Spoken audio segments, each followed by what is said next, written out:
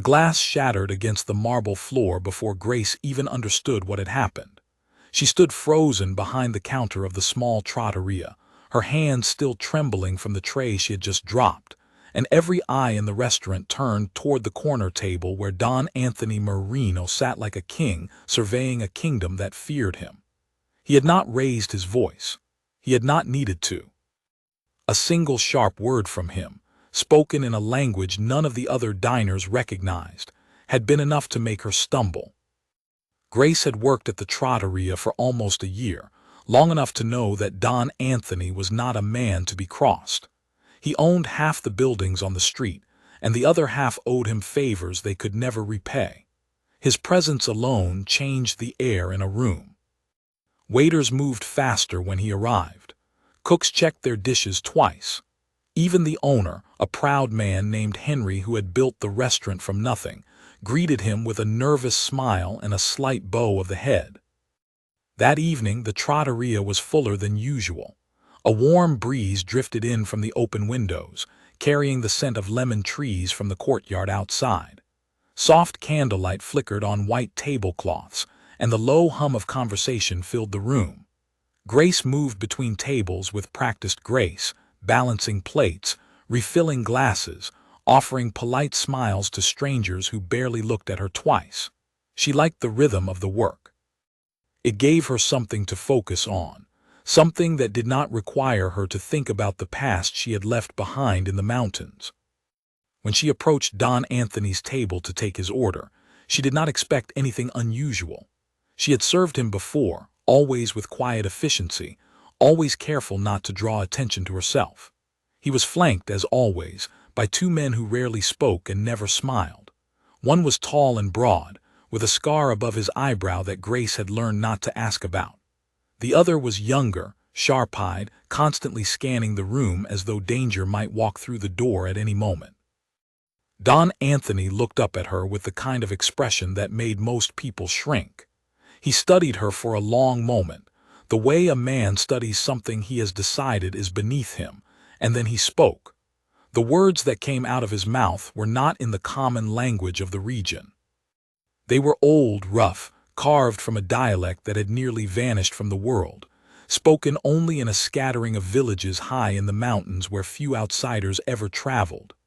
He mocked her posture, her uniform, the tray in her hands, all in that ancient tongue, certain that she could not possibly understand a single syllable. His men laughed quietly, more out of habit than amusement. It was expected of them. Whatever the Don found funny, they found funny too. Grace did not react the way he expected. She did not blush. She did not stammer. She simply looked at him, her eyes steady, and something flickered behind them that no one at the table noticed except perhaps the younger bodyguard, who paused his laughter half a second too soon. She set down his glass of water without a word and turned to walk away, her back straight, her steps unhurried. It was only when she reached the kitchen door that her hands began to shake again, not from fear this time, but from something else entirely. Memory. The dialect he had used was not just old. It was hers. It was the language her grandmother had whispered to her as a child, the language of lullabies sung over a crackling fire, of proverbs passed down through generations of women who had survived hardship no one else remembered. Hearing it fall so carelessly from the mouth of a man like Don Anthony, twisted into an insult, struck something deep inside her that she had not expected to feel again. She stood in the narrow hallway behind the kitchen for a moment, steadying her breath. Steam rose from the pots on the stove, and the clatter of pans echoed around her, grounding her back into the present. She thought of her grandmother, Elena, a woman who had raised her in a small stone house in Petralia Satana, high above the coastal towns where men like Don Anthony built their empires. Elena had taught her that language not as a secret, but as an inheritance, something to be carried forward even when the world seemed determined to erase it. Grace picked up a fresh tray of dishes and returned to the dining room, her expression composed once more. She delivered plates to a young couple near the window, exchanged a polite word with an elderly gentleman who always ordered the same soup, and refilled a carafe of wine for a table of tourists who had no idea what kind of man sat only a few feet away from them. All the while, she felt Don Anthony's eyes following her, curious now in a way they had not been before. He had expected silence. He had expected embarrassment. What he had received instead was something he could not quite name, and it unsettled him more than he wanted to admit. When his food was ready, Grace carried it to his table herself, though it was not strictly her section that night. She set the plate before him with the same steady calm she had shown earlier, and this time, before she could step away, she spoke. Her words came out in the very same dialect he had used to mock her, smooth and unhurried, each syllable placed with the precision of someone who had grown up hearing it spoken around dinner tables and in fields at dusk. She did not raise her voice. She did not smile. She simply corrected the small grammatical error he had made earlier, the kind of mistake that revealed he had learned the dialect secondhand, likely from an old relative or a half-remembered childhood visit, rather than having lived it the way she had. The restaurant did not fall silent all at once. It happened gradually, table by table, as diners noticed the strange stillness settling over the corner where Don Anthony sat. His fork, halfway to his mouth, stopped moving. The tall bodyguard's laughter died in his throat. The younger one's eyes widened slightly before he forced his expression back into practiced neutrality. Don Anthony stared at Grace for a long moment, and in that silence, something shifted in the room, though no one could have said exactly what. He was not a man accustomed to surprise. He had spent decades building a reputation that made surprise nearly impossible, surrounding himself with people who anticipated his every mood, who never dared to challenge him, who certainly never dared to correct him. And yet here was a young waitress, standing calmly beside his table, having just done exactly that in the most unexpected way imaginable. "Where did you learn to speak like that?" he finally asked, switching back to the common language, his voice lower now, stripped of its earlier mockery. Grace met his gaze without flinching. "My grandmother taught me," she said simply. "It was the language of our home." He studied her for a moment longer, as though trying to place her face against some distant memory, some fragment of the past he could not quite reach. "And where is your home?" "Petralia Satana," Grace answered, "though I have not been back in many years." Something passed across Don Anthony's face then, quick and unreadable, gone before anyone could be certain they had seen it at all. He set down his fork slowly, deliberately, and for the first time since Grace had started working at the trattoria, he did not immediately return his attention to his meal or his companions. Instead, he continued to look at her, as though she had become, in the space of a single sentence, someone far more significant than the waitress who had refilled his water glass 100 times before. The rest of the dining room slowly resumed its usual rhythm, conversations picking back up, silverware clinking against plates, the soft murmur of the evening returning to normal. But at that one table in the corner, something had changed, and everyone who had witnessed it, even without understanding the words exchanged, could feel that the balance of power had shifted, if only slightly, if only for a moment. Grace excused herself and returned to her other tables, her heart pounding beneath her calm exterior. She had not planned to say anything. She had intended to let the insult pass, as she had let so many things pass in her life, quietly, without confrontation. But something about hearing her grandmother's language twisted into mockery had pulled the words out of her before she could stop them. As the evening wore on, she noticed Don Anthony watching her more closely than he ever had before. He did not call her back to his table again, and he did not repeat his earlier mistake, but his eyes tracked her movements across the room in a way that made the back of her neck prickle. It was not the look of a man plotting revenge, not exactly. It was something more complicated, something closer to recognition, as though he were trying to solve a puzzle he had not known existed an hour earlier. When his meal was finished, Don Anthony rose from the table, straightened his jacket, and walked toward the door with his usual measured confidence. But just before he reached the exit, he paused and turned back toward the dining room, searching until he found Grace standing near the kitchen entrance. He held her gaze for a long moment, and though he said nothing, the weight of that look carried more meaning than any words could have. Then he was gone, disappearing into the warm night with his two silent shadows trailing behind him, leaving the trattoria to exhale in collective relief. Conversations grew louder. Laughter returned to the tables. The tension that had gripped the room for those brief minutes dissolved as though it had never existed at all. Only Grace remained aware of how much had truly shifted. She finished her shift in a daze, going through the familiar motions of clearing tables and counting her tips, but her mind kept returning to the strange exchange, to the flicker of recognition in Don Anthony's eyes when she mentioned Petralia Satana. She had grown up hearing whispered stories about the Marino family, fragments of history her grandmother rarely spoke of directly, hints of old debts and older grievances that had never been fully explained. Walking home that night through the narrow, lamplit streets, Grace found herself thinking of her grandmother's stone house in the mountains, of the fire that used to crackle in the hearth, while Elena recited old sayings in that nearly forgotten dialect.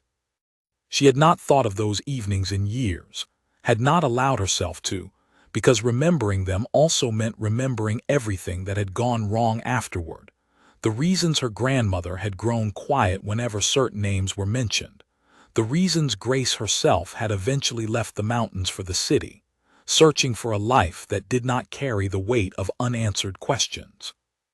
She reached her small apartment above a shuttered bakery and let herself in, dropping her bag by the door and sinking onto the edge of her bed.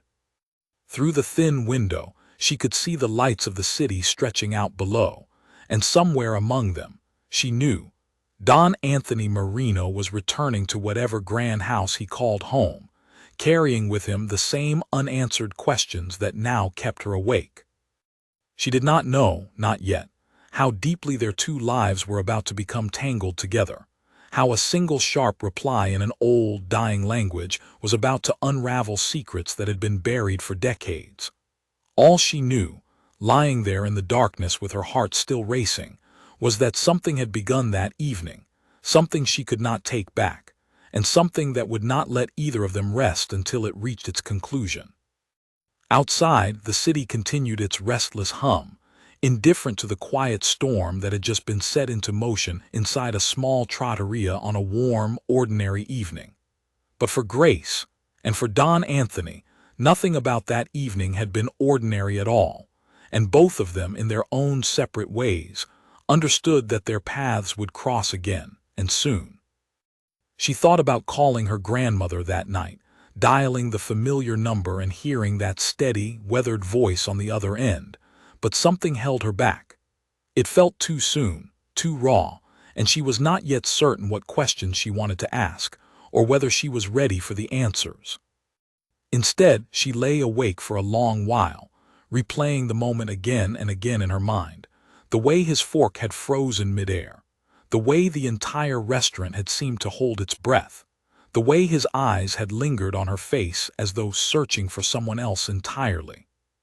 Sleep came slowly that night, pulled under by exhaustion rather than peace, and somewhere across the city, in a house surrounded by high walls and quiet gardens, Don Anthony Marino sat alone in his study long after his men had retired for the night, staring at nothing in particular, his mind circling back again and again to a name he had not allowed himself to think about in a very long time.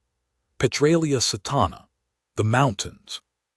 A debt that had never truly been settled, no matter how many years had passed since it was first created.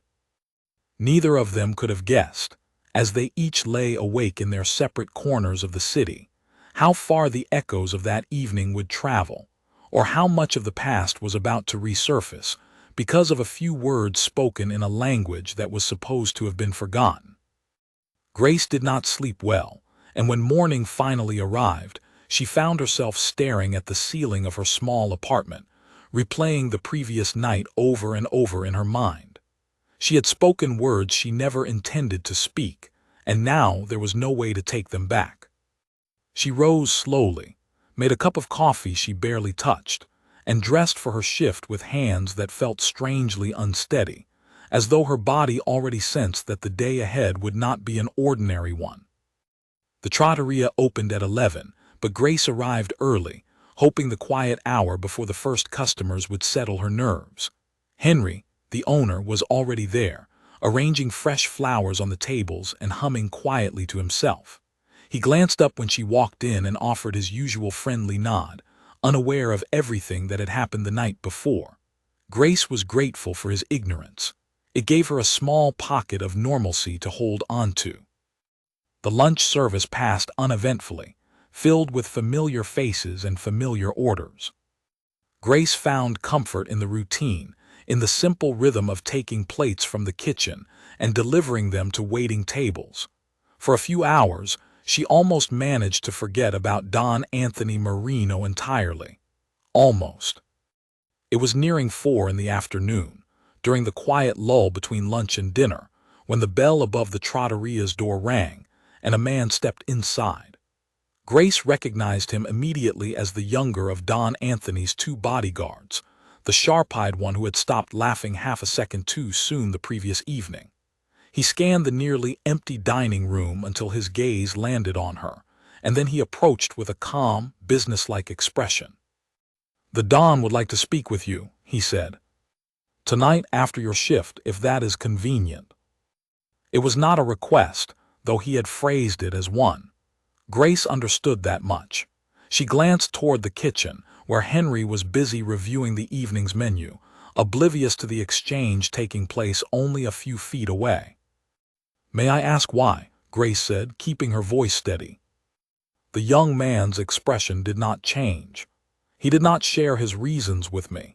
He simply asked that I extend the invitation. Grace considered refusing. She had every right to. She was not employed by Don Anthony, owed him nothing beyond the basic courtesy of good service, and certainly was not obligated to meet with him outside of work hours. And yet, beneath her hesitation, she felt something else stirring, a pull she could not quite ignore. Whatever connection existed between her family and his, she wanted to understand it. She had spent years avoiding the past, and now the past had walked directly into her workplace and asked for a meeting. "Where?" she finally asked. "His home. A car will come for you at 8. Grace nodded once, and the young man left as quietly as he had arrived, leaving her standing near the window with a growing knot of apprehension tightening in her chest. She spent the rest of her shift distracted, dropping a fork twice and forgetting an order entirely, earning a puzzled look from Henry that she quickly waved away with an apology about feeling unwell. At exactly 8 o'clock, a black car pulled up outside her apartment building, and Grace descended the stairs with her coat pulled tightly around her, though the evening was warm. The driver said nothing as she climbed into the back seat, and the city passed by in a blur of streetlights and shadowed buildings as they drove toward the hills overlooking the coast, where the wealthiest families had built their homes generations ago. Don Anthony's house was larger than Grace had expected, though she supposed she should have anticipated as much. Tall iron gates opened automatically as the car approached, revealing a long gravel drive lined with cypress trees, their dark silhouettes swaying gently in the evening breeze. The house itself was old, built from pale stone, with wide windows that glowed warmly from within. A servant met her at the door and led her through a series of quiet hallways decorated with paintings and framed photographs, though Grace did not have time to study them closely before she was shown into a study lined with bookshelves. Don Anthony sat behind a heavy wooden desk, a glass of dark red wine untouched beside him, and when he looked up at her entrance, his expression was unreadable. "Please sit," he said, gesturing to the chair across from him. Grace sat, folding her hands in her lap, determined not to let her nervousness show. The room smelled faintly of old paper and leather, and somewhere outside, she could hear the distant sound of waves against the coastline below. "I owe you an explanation," Don Anthony began, his voice quieter than she remembered from the restaurant, stripped of its earlier arrogance. "For my behavior last night, it was not appropriate." Grace said nothing, waiting for him to continue. "When you mentioned Petralia Satana," he went on, "and when I heard how you spoke, I recognized something. A cadence. A rhythm to certain words that I had not heard since I was a boy. My father used to speak that way when he did not think anyone important was listening." "My grandmother taught it to me," Grace said again, repeating what she had told him the night before, though this time she added more. "Her name is Alina. She raised me in that same village, in a small stone house near the edge of town." At the mention of the name Alina, something shifted visibly in Don Anthony's expression, a flicker of recognition so strong that for a moment he seemed almost younger, as though the years had briefly fallen away from his face.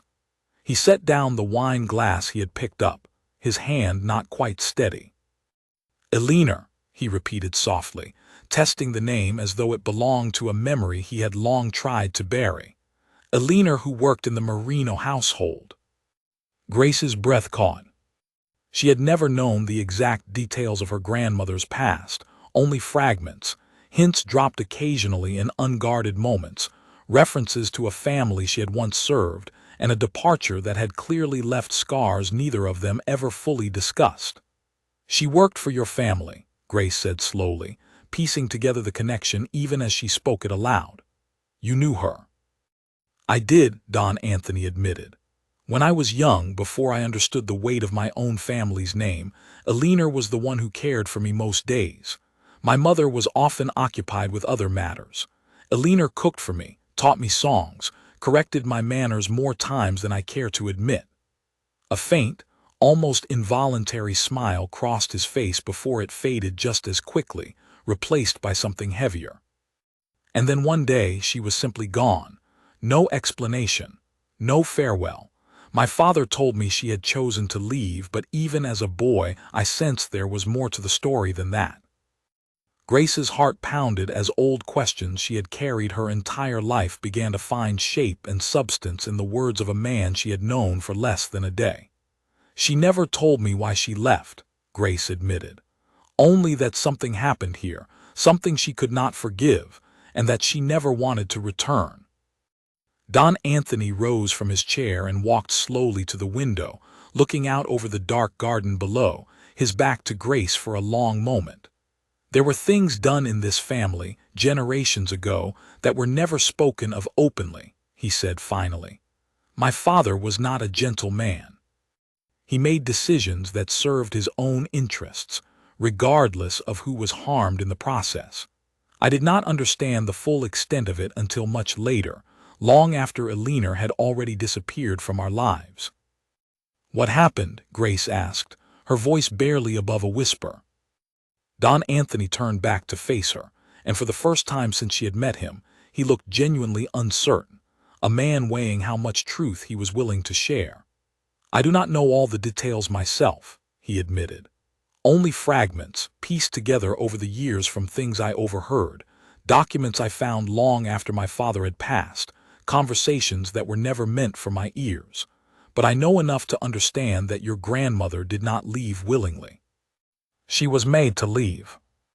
Grace sat in silence, absorbing the weight of his words, feeling old, familiar questions rearrange themselves into something closer to answers, though the picture was still far from complete. She thought of her grandmother's quiet sadness whenever certain topics arose, the way she would grow distant and change the subject, the way she had never once returned to visit the coastal towns despite living so close to them for the rest of her life. "Why are you telling me this?" Grace asked eventually. "You could have said nothing. You could have simply let last night pass as an awkward encounter and never called me here at all." Don Anthony considered the question for a long moment before answering. "Because when you spoke to me in that dialect, correcting my grammar with such calm precision, I heard Alina's voice in yours. And because a man reaches an age where he grows tired of carrying secrets that were never his to keep in the first place. My father is gone. Whatever protection his silence once served has expired along with him. The study fell quiet, the only sound the distant murmur of waves and the soft ticking of an old clock somewhere in the hallway. Grace studied the man across from her, trying to reconcile the arrogant figure from the trattoria with the one now standing before her, seemingly burdened by decades of inherited guilt. "I would like to know more," Grace said finally. "Everything you know. Everything you can find." Don Anthony nodded slowly, as though he had expected this request and had already resigned himself to honoring it. "It will take time," he said. "Some of what I need is buried in old records, papers my father kept hidden, people who may or may not still be willing to speak about events from so long ago. But I will find it. I owe your grandmother that much, even after all these years." Before Grace left that evening, Don Anthony walked her to the door himself, an unusual gesture from a man who rarely extended such courtesy to anyone. At the threshold, he paused and looked at her with an expression that seemed almost apologetic. "I am sorry," he said, "for what I said to you last night. It was thoughtless and beneath the dignity both of us deserve." Grace accepted the apology with a small nod, though she said nothing in return, unsure yet whether forgiveness was hers to give so easily. The car ride home passed in near total silence, the city lights blurring past the window as her mind raced through everything she had just learned. Her grandmother's silence, once a source of quiet frustration, now felt like the edge of a much larger story, one that stretched back decades and involved a family whose name still commanded fear and respect throughout the region. That night, Grace finally picked up her phone and dialed her grandmother's number, her finger hovering over the call button for a long moment before she pressed it. The line rang 3 times before Eleanor's familiar voice answered, warm and slightly tired, unaware of the storm quietly gathering on the other end of the line. "Grace," Eleanor said, surprise evident in her tone. "It is late. Is everything all right?" Grace hesitated, searching for the right words, uncertain how to begin unraveling a conversation that had been avoided for her entire life. "Grandmother," she said softly, "I need to ask you about the Marino family." There was a long pause on the other end of the line, so long that Grace wondered if the call had been disconnected. When Eleanor finally spoke again, her voice had changed entirely, quieter now, heavier, carrying the weight of a secret finally being allowed to surface after decades of careful silence. "I always knew this day would come," Eleanor said. "Sit down, child, this is not a short story." Eleanor's voice on the other end of the line grew steady, though Grace could hear the effort it took her grandmother to keep it that way. For years, that voice had avoided this exact subject, deflecting questions with practiced ease, redirecting conversations toward safer ground. Now, finally, the dam seemed ready to break. "When I was young," Eleanor began, "younger than you are now, I went to work for the Marino family because my own family needed the money. My father had fallen ill, and there were debts that needed to be paid. The Marino house offered good wages, and I was told it was respectable work, caring for the children, managing the kitchen, keeping the household in order." Grace sat on the edge of her bed, phone pressed close to her ear, listening intently as the city outside her window continued its indifferent hum. "I cared for a boy named Anthony," Eleanor continued, and Grace felt a small jolt at hearing the name confirmed so plainly. "He was a sweet child, curious and quick to laugh, nothing like the man his father was. Vittorio Marino ran that household, and much of the town beyond it, with an iron will that allowed no disagreement, no matter how small." "What happened?" Grace asked gently, though she already sensed the answer would not be simple. "There was a piece of land," Eleanor said, "just outside the village that had belonged to my family for generations. It was not much, a small orchard and a modest house, but it was ours, passed down from my grandfather's grandfather. Vittorio wanted it. He never said why exactly, only that it suited some larger plan of his, something to do with expanding his influence into the mountain villages where his authority had always been weaker than in the coastal towns.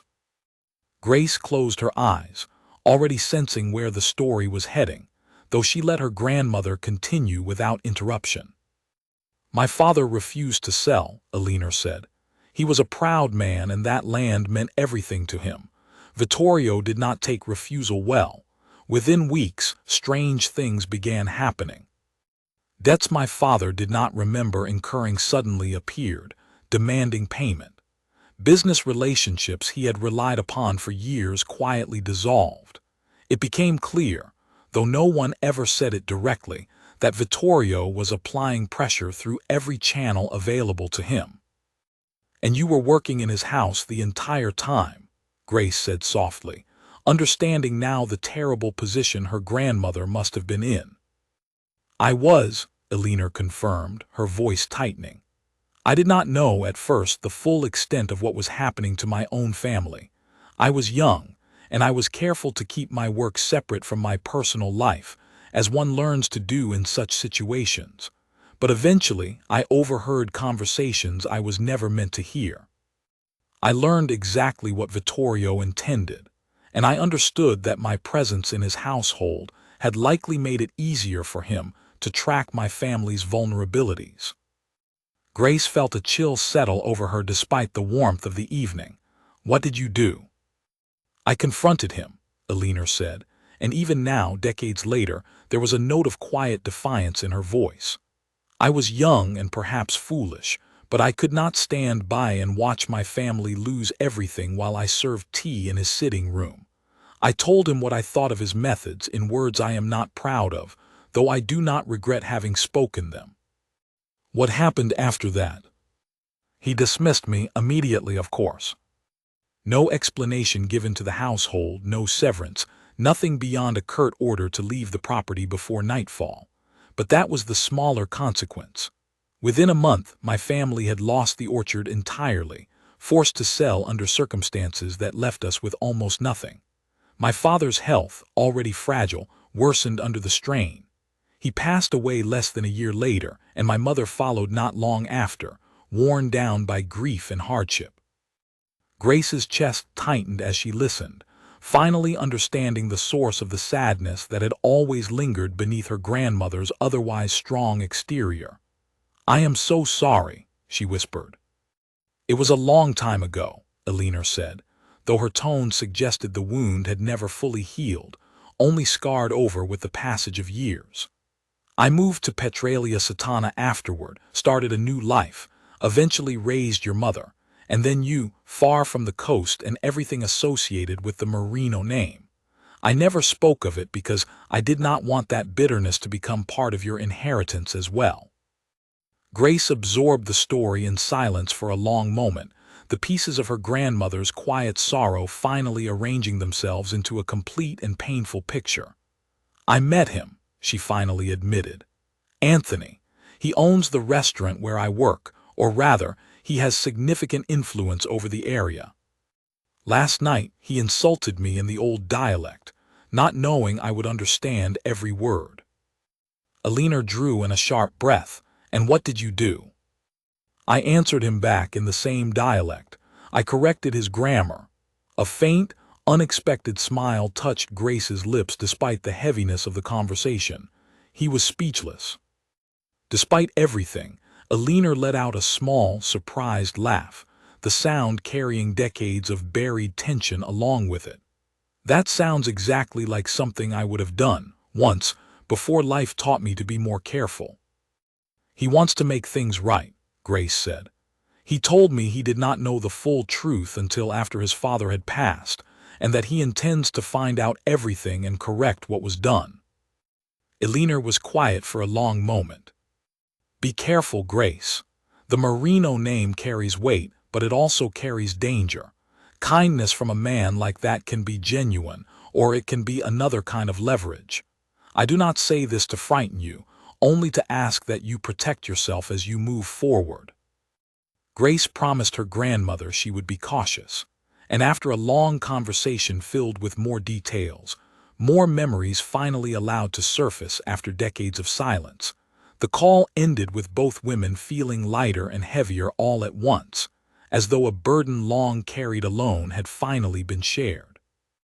Over the following days, Grace found herself returning to Don Anthony's house on several occasions, each visit revealing another piece of the puzzle. He showed her old ledgers he had discovered in his father's private study, documents detailing the pressure applied against Alina's family, records of debts manufactured out of thin air, deeds transferred under circumstances that made clear exactly how coercive the entire process had been.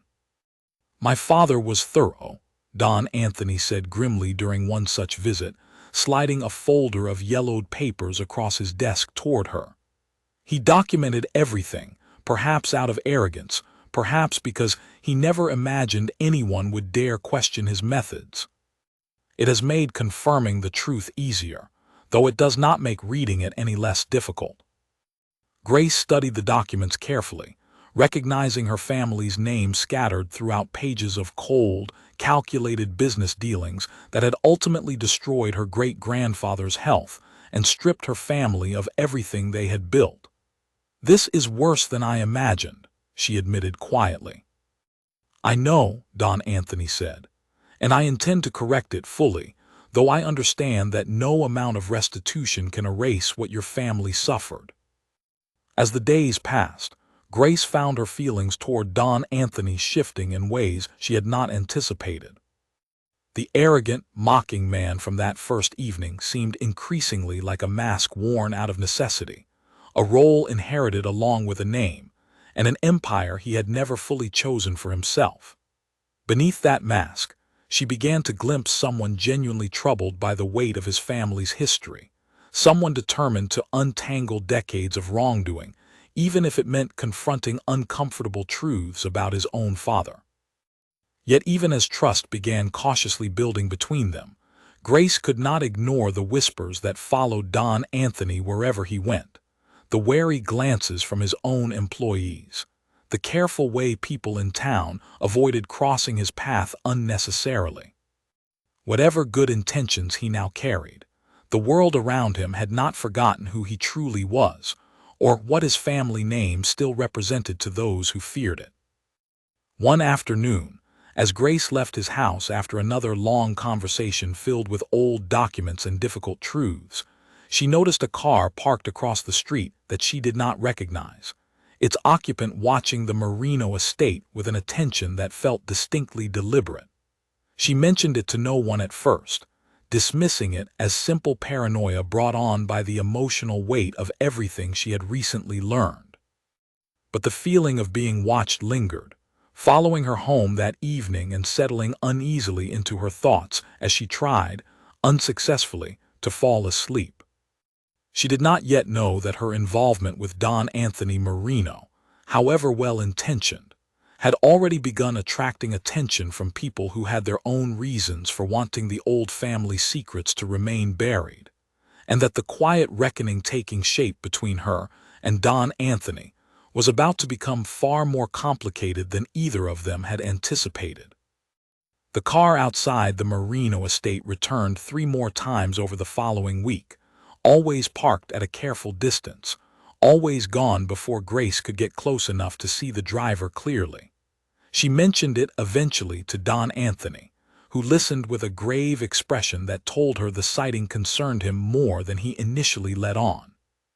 "There are people who benefited from my father's arrangements over the years," he explained one evening, pacing slowly across his study while Grace watched from the chair she had come to think of as her usual seat during these visits.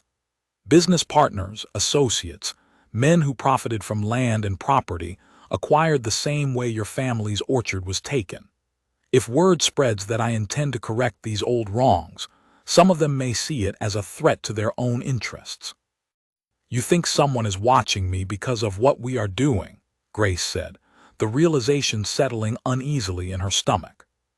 "It is possible," Don Anthony admitted. "I would rather be cautious than dismissive.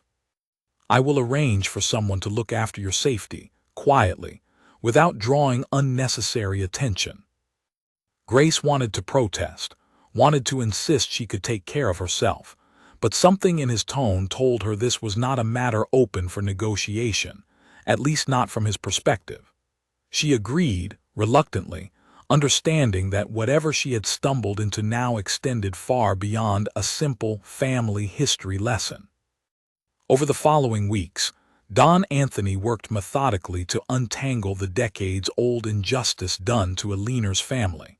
He tracked down the current owner of the orchard, a distant relative of one of his father's old associates who had inherited the property without ever knowing its complicated history. Negotiations were delicate, requiring patience and considerable financial persuasion, but eventually, an agreement was reached to return the land to Aliner's family, along with a formal acknowledgement of the wrongdoing that had led to its original loss. Grace accompanied Don Anthony to the mountain village of Petralia Satana on the day the paperwork was finally finalized, watching as he personally handed the deed to her grandmother's small stone house. Aliner stood in her doorway, weathered hands trembling slightly as she accepted the documents, her eyes searching Don Anthony's face for the boy she remembered from decades earlier. "You have your father's eyes," Aliner said quietly, "but not his heart, it seems." Don Anthony bowed his head respectfully. "I am sorry it has taken this long to make things right. Nothing I do now can return the years my father took from your family, but I hope this is at least a beginning." Aliner studied him for a long moment before nodding slowly, something in her expression softening, though the years of hardship etched into her face could never fully disappear. "Thank you," she said simply, and the weight of those two words carried decades of pain finally acknowledged, if not entirely healed. That evening, as they drove back toward the coast, Grace found herself unusually quiet, processing the strange journey that had brought her to this point. A single insult, spoken carelessly in an ancient dialect, had somehow unraveled a secret buried for over 30 years, had brought justice to a wrong she had never even known existed until recently, and had forged an unlikely bond between herself and a man she once believed to be nothing more than a feared and arrogant figure. "What happens now?" she asked, breaking the comfortable silence that had settled between them during the drive. Don Anthony considered the question carefully before answering. "I do not know entirely," he admitted. "There is still much to untangle regarding my father's other dealings, other families who may have suffered similar treatment over the years. I intend to address those as well, though it will take time and considerable effort." "And us?" Grace asked, surprising herself with the directness of the question. "What happens with us?" A faint smile crossed Don Anthony's face, softer than any expression Grace had witnessed from him before their strange journey began. "That, I suppose, is entirely up to you. I understand if trust does not come easily, given everything my family name represents, but I would like the chance to continue earning it if you are willing to grant it." Grace considered his words carefully, as the car wound its way back toward the coastal lights glowing in the distance. She thought of her grandmother's warning, the caution to protect herself even as trust cautiously grew, and she understood that whatever developed between them now would need to be built slowly, deliberately, with full awareness of the complicated history that connected their families. "I am willing to try," she finally said, "but carefully. Trust is not something I extend easily, especially not to someone with your name." Don Anthony nodded, accepting her terms without complaint. "That is fair, more than fair given everything that has happened." As the weeks passed, the strange, watchful presence that had unsettled Grace earlier eventually revealed itself.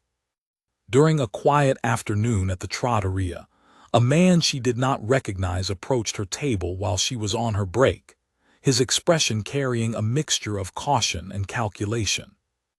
"You have been spending considerable time with Don Marino," the man said, his voice low enough that other diners could not overhear. "Some of us are curious why a simple waitress has attracted so much of his attention." Grace kept her expression carefully neutral, remembering Don Anthony's advice about maintaining composure regardless of the situation. "I am not sure that is any of your concern," she replied evenly.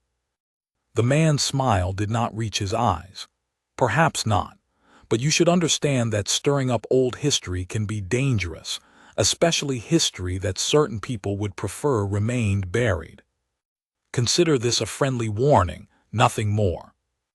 He left before Grace could respond further, disappearing into the busy street outside, leaving her heart pounding with a mixture of fear and determination. She reported the encounter to Don Anthony that same evening, watching his expression darken with barely contained anger as she recounted the man's words. "Do you recognize him?" Grace asked, "from the description I gave you?" "I have a suspicion," Don Anthony said grimly. "There is a man named Victor Calloway, an old associate of my father's, who has profited considerably from arrangements similar to what happened to your family's orchard. If he feels threatened by what we are doing, he may attempt to intimidate us into stopping." "Will you stop?" Grace asked, watching him carefully. Don Anthony met her gaze steadily. "No. Whatever wrongs my father committed deserve correction, regardless of who feels threatened by that correction. But I will take additional precautions to ensure your safety and my own moving forward." Over the following days, tension simmered beneath the surface of their continued efforts to uncover and address the full extent of Vittorio Marino's old dealings. Don Anthony hired additional security, quietly increased protection around both his estate and Grace's apartment, and continued methodically working through the old ledgers, identifying other families who had suffered similar injustices over the decades. Grace found herself drawn deeper into this world she had never anticipated joining, spending her evenings poring over old documents alongside Don Anthony, piecing together a history of manipulation and coercion that stretched far beyond her own family's experience. She discovered stories of small businesses forced into bankruptcy, land seized under manufactured debts, entire families displaced from homes they had occupied for generations, all to serve Vittorio Marino's relentless expansion of influence throughout the region. "Your father caused so much suffering," Grace said one evening, closing a particularly troubling file detailing the displacement of an entire farming family decades earlier. "He did," Don Anthony agreed heavily. "And for years, I benefited from that suffering without fully understanding its source. I inherited wealth and influence built upon foundations I am only now beginning to comprehend fully. It is not an easy thing to reconcile." Grace studied him carefully, seeing genuine remorse etched into his features, remorse that seemed to grow heavier with each new document they uncovered together. "What will you do about all of it?" she asked. "There are so many families affected. Correcting everything could take years." "Then it will take years," Don Anthony said simply. "I did not choose the circumstances of my birth, but I can choose how I respond to the truths I have inherited alongside them. I intend to correct what can still be corrected, and to acknowledge honestly what cannot." As their partnership deepened, so too did the quiet tension surrounding them, fueled by Victor Calloway's continued presence lurking at the edges of their efforts. Reports began reaching Don Anthony of Calloway meeting privately with other old associates of his father, gathering support among those who felt threatened by the unraveling of long-buried secrets. Grace understood, with growing certainty, that the peaceful resolution she had witnessed with her own grandmother's case would not be so easily replicated across every family affected by Vittorio Marino's old schemes. Some of those responsible for carrying out his father's wishes remained active, protective of their own reputations and fortunes, unwilling to see decades of carefully constructed advantage dismantled without resistance. The confrontation, when it finally came, would test everything Grace and Don Anthony had built together over the preceding weeks, forcing both of them to decide exactly how far they were willing to go in pursuit of a justice that history had long denied. Victor Calloway requested a meeting 2 weeks later, sending word through an intermediary that he wished to discuss matters privately with Don Anthony, without lawyers, without witnesses beyond the two of them. Don Anthony consulted Grace before agreeing, and though she felt a familiar knot of worry tighten in her chest, she understood that avoiding the confrontation entirely would only delay an inevitable reckoning. "I want to be there," Grace said firmly. "Not in the room necessarily, but nearby. This affects my family too, and I have earned the right to see it through." Don Anthony hesitated only briefly before agreeing, arranging for Grace to wait in an adjoining room during the meeting, close enough to intervene if circumstances required it, though he assured her repeatedly that he intended for the conversation to remain civil. The meeting took place at Don Anthony's estate on a cool evening several days later.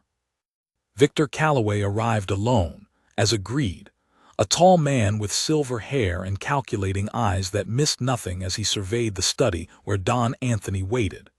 Grace watched from the adjoining room through a partially open door, her heart pounding despite Don Anthony's earlier reassurances. "You have been busy," Victor began without preamble, settling into the chair across from Don Anthony's desk. "Digging up old business that most reasonable people agreed to leave buried long ago." "My father's business was built on exploitation," Don Anthony replied evenly. "I do not consider that reasonable, regardless of how long it has remained hidden." Victor's expression hardened slightly. "Your father built an empire that provided for many people, myself included. Unraveling that legacy threatens more than just old memories, Anthony. It threatens livelihoods, reputations, arrangements that have kept peace in this region for decades." "Peace built on stolen land and manufactured debts is not peace at all," Don Anthony countered. "It is merely the absence of open conflict, maintained through fear rather than genuine stability." The two men continued their exchange for nearly an hour, Victor alternating between veiled threats and appeals to old loyalty, Don Anthony remaining firm despite the mounting pressure. Grace listened from her position near the door, impressed by the calm resolve in Don Anthony's voice, a resolve that seemed to grow stronger rather than weaker as Victor's arguments faltered against the weight of documented evidence. "I have the ledgers," Don Anthony finally said, his tone leaving no room for further negotiation. "Every transaction, every manufactured debt, every coerced sale, all documented in my father's own handwriting. I am prepared to make this information public if necessary, though I would prefer a quieter resolution that allows affected families to receive restitution without unnecessary scandal." Victor's confident demeanor finally cracked, revealing the concern beneath his calculated composure. Public exposure would damage more than just old reputations. It could unravel business relationships that many people, myself included, depend upon for their current livelihoods.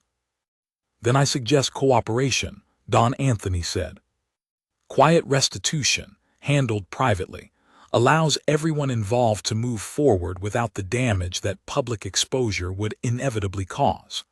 But I will not simply allow these old wrongs to remain buried out of convenience for those who benefited from them." After a long, tense silence, Victor finally nodded, his shoulders sagging slightly as he accepted the reality of his diminished position. "What exactly are you proposing?"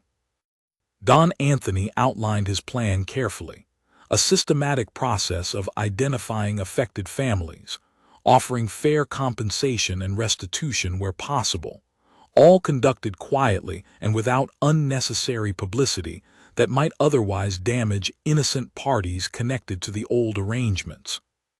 Victor listened, occasionally raising objections that Don Anthony addressed with patient but unwavering resolve, until eventually an agreement of sorts began taking shape between them.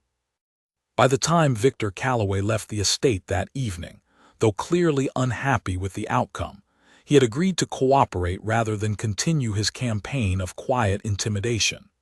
Grace emerged from the adjoining room once the front door had closed behind him, finding Don Anthony seated heavily behind his desk, visibly exhausted from the confrontation. "You did it," she said softly, crossing the room to stand beside him.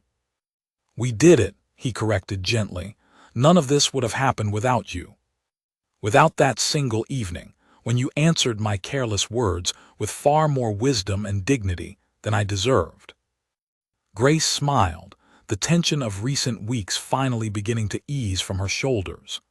"My grandmother always said that words carry weight, especially old words carried forward through generations. I never expected mine to carry quite this much weight, though." Over the following months, Don Anthony worked steadily to fulfill his promise, methodically identifying and compensating families affected by his father's old schemes. Some resolutions came easily, met with grateful acceptance from families who had long given up hope of any acknowledgement. Others proved more complicated, requiring careful negotiation and patient diplomacy, but Don Anthony persisted, driven by a determination that seemed to grow stronger with each family he was able to help. Grace remained involved throughout the process, her knowledge of the mountain villages and their communities proving invaluable in identifying families who might otherwise have remained overlooked. She found unexpected purpose in the work, a sense of connecting her grandmother's painful history to something ultimately constructive, transforming decades of buried grievance into tangible restitution for those who had suffered. Alina watched her granddaughter's involvement with quiet pride, her initial caution gradually softening as she witnessed the genuine change taking place in Don Anthony, a transformation from the arrogant figure who had once mocked her granddaughter into a man genuinely committed to correcting his family's legacy. "I never thought I would see a Marino working to undo what his family had done," Alina remarked one afternoon, watching from her doorway as Don Anthony's car pulled away from her small stone house after another visit to discuss ongoing restitution efforts. "Perhaps there is hope for this world after all." Grace, standing beside her grandmother, found herself smiling at the observation, understanding better than anyone how unlikely this outcome had once seemed. "It started with a single sentence," she said, "one I never planned to speak." "Sometimes," Alina replied, wrapping an arm around her granddaughter's shoulders, "the smallest moments carry the greatest consequences. Your grandfather always believed that words, especially old words carried faithfully through generations, hold a power that outlasts even the most stubborn silence." As autumn settled over the coastal region, bringing cooler winds and shorter days, Don Anthony completed the final stages of his restitution efforts, having successfully identified and compensated nearly every family affected by his father's decades of manipulation. The Marino name, once synonymous with fear and quiet intimidation throughout the region, slowly began carrying different connotations among those who had witnessed this unexpected reckoning unfold. Grace continued working at the trattoria, though her relationship with Don Anthony had evolved considerably from those early days of cautious negotiation and uncovered secrets. Their bond, forged through shared purpose and gradually earned trust, had grown into something neither of them had anticipated when that first sharp exchange occurred in an ancient, nearly forgotten dialect. On a quiet evening months later, Don Anthony visited the trattoria once more, taking his usual corner table, though this time his expression carried none of the arrogance that had once defined his presence there. When Grace approached to take his order, he greeted her warmly, genuine affection, replacing the mockery of that first fateful evening. "I have something for you," he said, sliding a small folded paper across the table. Grace opened it carefully, finding a simple handwritten note in the old dialect, the words carefully chosen and grammatically precise, a far cry from the careless mockery of months earlier. It was an apology, complete and heartfelt, followed by an expression of gratitude for everything her courage had set into motion. "You have been practicing," Grace observed, a warm smile spreading across her face as she read his careful words. "I have," Don Anthony admitted. "I decided that if this language connects me to a history I am finally proud to claim, rather than one I must hide from, I should learn to speak it properly, with the respect it deserves." Grace folded the note carefully, tucking it into her apron pocket, understanding that this small gesture represented far more than simple politeness. It represented genuine transformation, a bridge built between two families whose history had once been defined by exploitation and silence, now redefined through honesty, accountability, and an unexpected friendship neither of them could have anticipated. As the evening settled into its familiar rhythm around them, candlelight flickering softly across white tablecloths, Grace realized that the sharp reply she had once offered in a moment of wounded pride had ultimately accomplished something far greater than she ever imagined. It had not merely defended her dignity in a single, uncomfortable moment. It had unraveled decades of buried injustice, restored dignity to families who had long been denied it, and transformed a man once defined by fear into someone genuinely committed to making amends. Her grandmother's language, nearly forgotten by the wider world, had proven powerful enough to bridge the widest of divides, carrying forward not just words, but justice, memory, and ultimately, an unlikely reconciliation that neither Grace nor Don Anthony would ever forget.